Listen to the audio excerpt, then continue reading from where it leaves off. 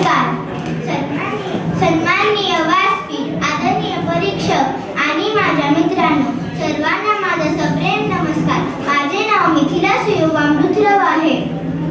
काळाबरोबर मैत्री ही बदलत गेली. कधी मैदानावरच्या मातीत मैत्री रुजली, तर कधी पत्रांच्या लिफाफ्यामध्ये मैत्री जगली, आणि आज ही मैत्री मोबाईलच्या स्क्रीनवरून अडकली आहे.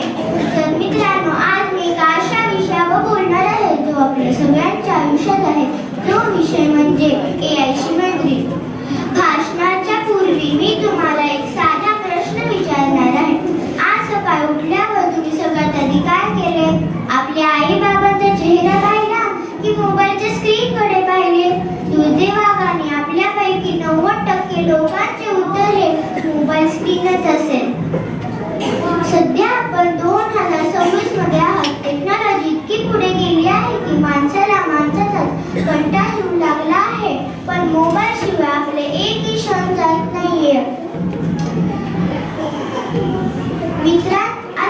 मित्रांची गरज कमी आणि AI ची गरज जास्त वाटू लागली आहे. सिरी, एलेक्सा आणि ChatGPT आता फक्त सॉफ्टवेअरच राहिले नाही, तर आपले डिजिटल मित्र पण बनले आहेत. पण विचार करा, आपल्याला हे AI ची मैत्री एवढी का आवडू लागली आहे? याचे काय प्रमुख कारण आहेत. पहिलं कारण म्हणजे AI हे कधीही उपलब्ध आहे. रात्री 2 वाजता आपला मित्र झोपलेला असतो, त्याला फोन केला तर तो चिडतो. पण रात्री 3 वाजता आपण AI ला सांगितले की मला करमत नाहीये, मला एखादी गोष्ट सांग, तर तो सणाचा विचार न करता तुमच्याशी बोलू लागेल. दुसरं कारण, आपण माणसाशी बोलताना 10 वेळा विचार करून बोलतो की मी बोललो तर माणसं काय बोलणार तर नाही ना. पण AI सोबत ही भीती नसती. पण मित्रांनो, ही मैत्री नाहीये, ही सोय. मग मैत्री म्हणजे काय? मैत्री म्हणजे आपला चेहरा पाहून समजणारे, अरे मित्रा काय झाले, मूड ऑफ दिसतोय, हे विचारणारा असतो तो खरा मित्र. AI हे कधीच करू शकत नाही. हे लक्षात ठेवा, AI कडे बुद्धी आहे पण हृदय नाही. AI कडे शब्द आहेत पण भावना नाही.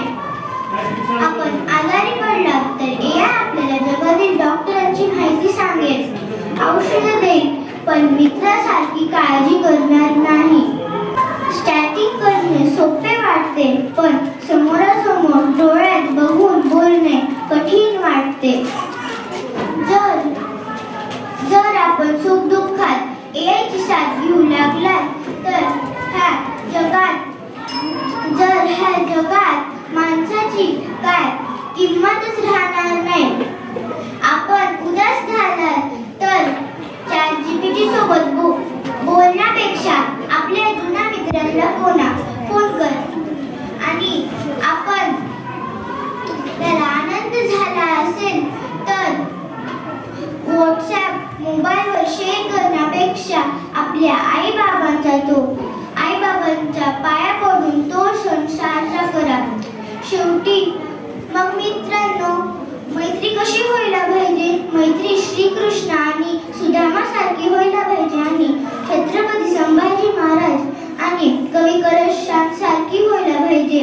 शेवटी मी एवढंच बोलते, दुःख अडवायला उंबऱ्यासारखा मित्र वनव्यामध्ये कारव्यासारखा. दुःख अडवायला उंबऱ्यासारखा मित्र वनव्यामध्ये कारव्यासारखा. धन्यवाद.